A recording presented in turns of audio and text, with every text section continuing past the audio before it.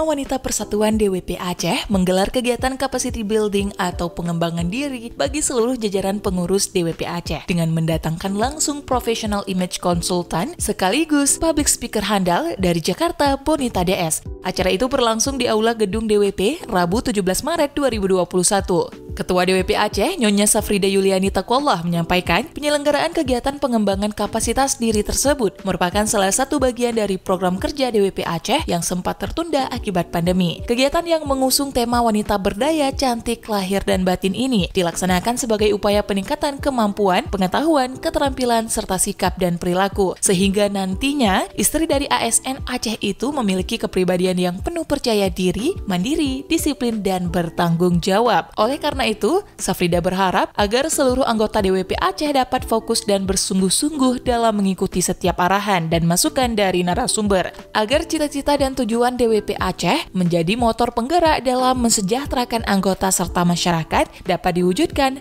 melalui kegiatan peningkatan kapasitas diri.